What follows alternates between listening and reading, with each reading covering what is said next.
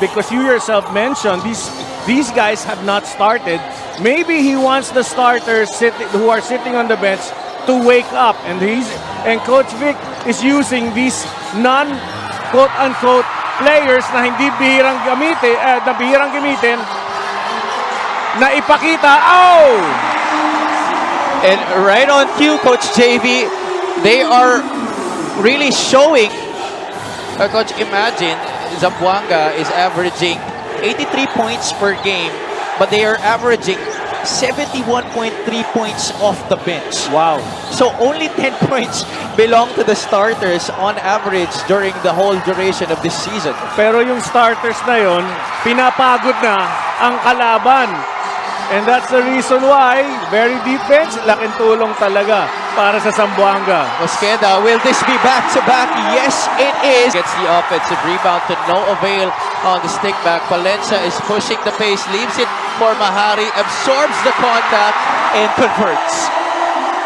Well, they are starting out strong. Alam natin, dumating Mapping, swatting that shot away, but he finally gets his squad on the board. First 2 points para sa kanila. Tancinco, all net once again, this time from that corner spot. Second 3-point shot of Tosi Tancinco. Alam mo, coming into tonight's ball game, I never expected this scenario right now sa umpisa ng ating ball game. Tancinco had 6 points this whole series previous to those 2 3-pointers that he connected on today, as Heruta gets a basket here, 13-4. Because if they win this game, this will be the first time that the green shirts will enter the South Division Finals. JV Marcelino. Marcelino to his brother. They get it to Mahari. The leaner, Mahari, gets another deuce. Great extra pass there by... They need to actually communicate, move without the ball, and you cannot break a press by dribbling. You have to break it by passing.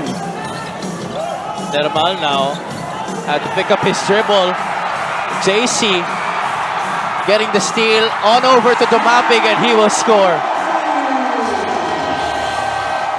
Zamboanga, they committed themselves tonight to lock down this Bacolod team. Yi working on Chito Jaime, veteran versus veteran, but Yi gets the better of the matchup. All Marquis needs to do is get space to release.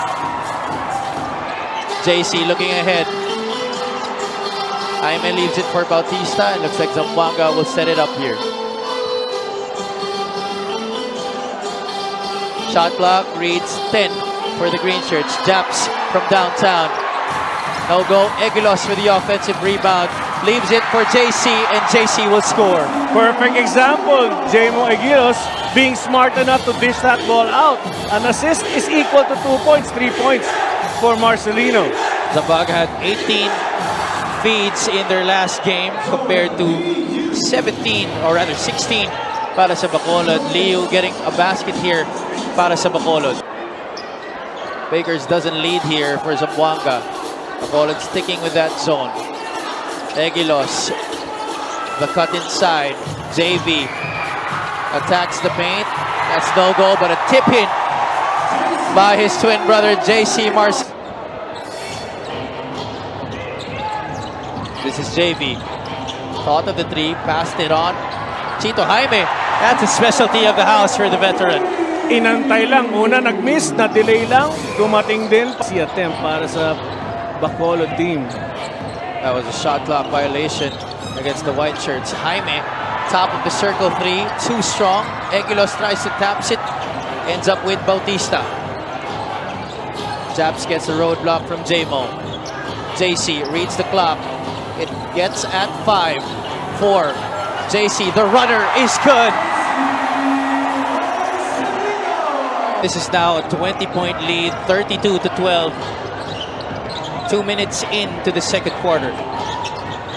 Heruta gets it out. Yi, three-pointer straight away, strong. Chito Jaime is leaking out, had some trouble, recovers, it scores. Well, great heads-up play By Chito Jaime. Solis Trying to force one up and gets it to go.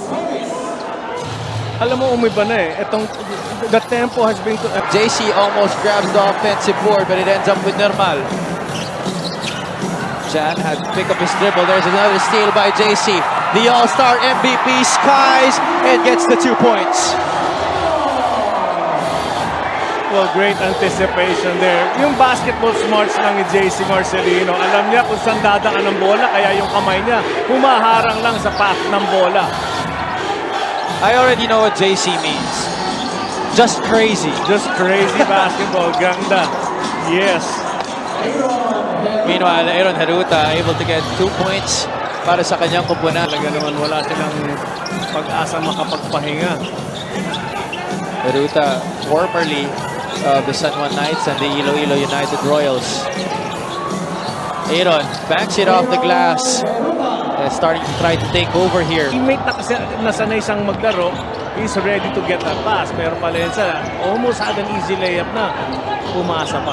We pointed it out time and again that Daddy Santos, such a team player, very unselfish and just performs his role to the hilt. Yee. That ball finds its way to Normal and he gets the 2 points. 36-21. That's the first basket of the game para kay Normal. Mosqueda, Mahari attacks middle, kisses it off the glass, basket counts, and he'll troop to the line. Liu splits his charities, 39-22. Jeff Comia is inserted back in. Mosqueda trying to look for Grimaldo. Comia, they swing it to Palencia. Irvin, the pull-up, too strong. Grimaldo is there for the stick back. Well, Grimaldo just dominating in the paint, getting those tip-ins. That's rebound number 18 for Zamboanga. Haruta. Yee finds himself open. It's going to take it. Won't make it. Normal, another offensive rebound, and he gets the 2 points. Happy for him na makascore itong si Normal. Viloria being defended by Jeff Comia, another very aggressive defender for Coach Vicky Casiano. Under 2 minutes remaining here in the first half. Normal, the turnaround. There's going to be a foul. Susubukan nila. Here we see again. A rematch. 9 on the shot clock. Yee finally gets it. That's now 8 points in the game for the living legend of the MPBL. Is now underway. Zamboanga, this is on their first opportunity at the basket.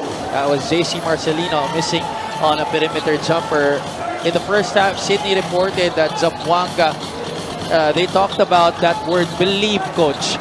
But yes, right now, I think it's Bacolod who needs to see that through para sa kanilang kupunan if they want to make a competitive score from John Normal. But Zamboanga will still have possession here. Baseline inbound. Marcelino ships it to Jaime. Chito all net on that trifecta. Well, if you leave him free on a crucial part, wala ang puntos niya. 47-31. 16-point lead. Ilagan being pressured near the half line. Alday, 10 seconds on the 24. Taking a lot of time for Bacolod to manufacture something. Can they get this one? Yes, they will. That's Alwin Alday from downtown. Alwin Alday, konting spasyon. Of that offensive foul. Another great defensive stop by JV Marcelino. JC offensive rebound, just short. Oh, Jaime strips him. JV, baseline drive to his twin.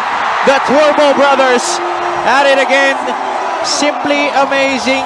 Simply put J-Boy Solis in because J-Boy Solis knows how to compose himself. Yung physicality, banggaan, lahat. Mangyayari talaga yon. Great cut. Backdoor there. Weak side action on the baseline throw-in. Liu back in the game.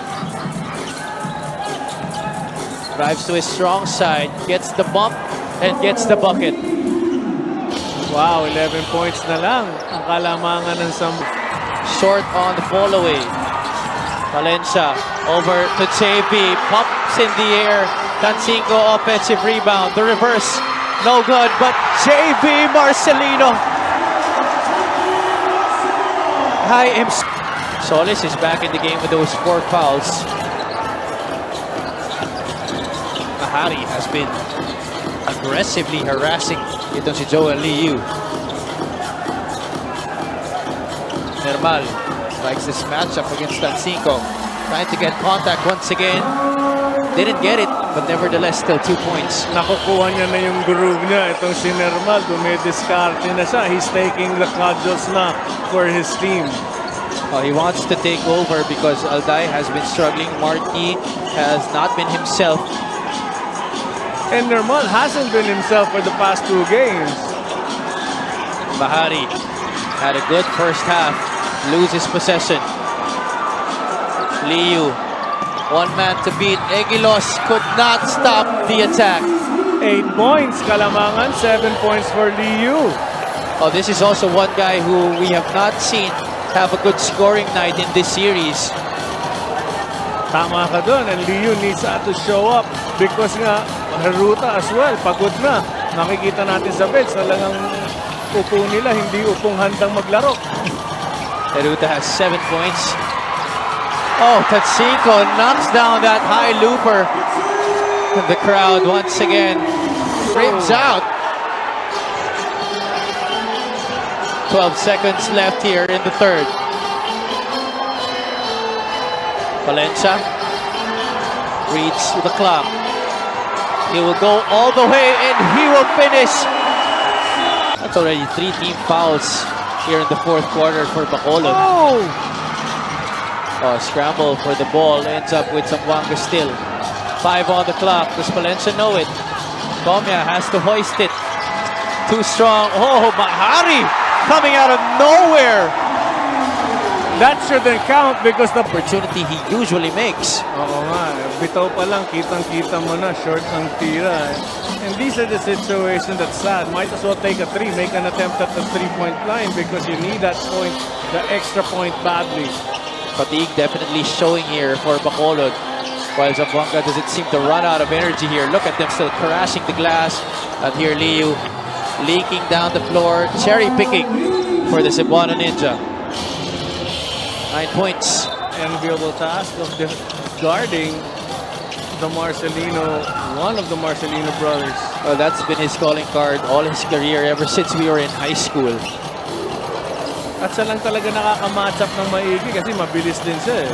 Mabilis, malakas ang katawan at walang takot most of all. JC, that's a tough angle, but Dumapig, could not get the gimme. Rebound falls in the hands of Japs Bautista. And see, Marcelinos never give up. Somebody tapped that ball to Japs Bautista. I believe it was JV. JC gets to step on Haruta. That was this latter part of our game. It could have been nicer for the fans as well. JC Marcelino gets hit and falls to the floor, but still getting 850 na sana. No? Oh. Back to live action. Oh, alley-oop! Exciting play once again. JB to JC. Too good, too fast, too strong, too exciting, simply amazing. And they really understand each other. Penetrating is not to score, but to create a highlight, and that's the highlight they gave up. They just simply know where each one will be. Back here inside the Vitaliano Agad Coliseum in Zamboanga City. Zamboanga leads this game 68-54. Under 3 minutes remaining in regulation. Liu gets a step on the mapping. Offensive rebound, Ilagan.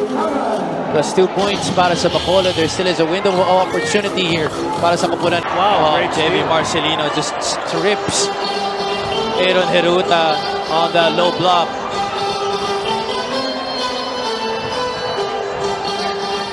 (68-56).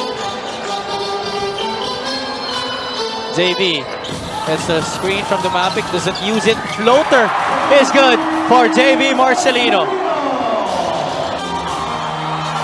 72 to 59, 13-point lead. At palakas na ng palakas the chance of victory here for Zamboanga as we go down the line. 1 minute and 30 remaining in this game. Well, right now, nakita natin na very visible. Medyo nag-relax na ng konti ang defense being made. Coach, I don't want you to be captain obvious here, but what did Zamboanga do here in this game to shackle itong Bacolod? As Ignacio drains a three. Well, antayin lang po natin ang mga tao. 3 points for Ignacio, but the very noticeable is how he started the game. 5 totally different guys who would usually come off the bench and began harassing Bacolod from the inbound.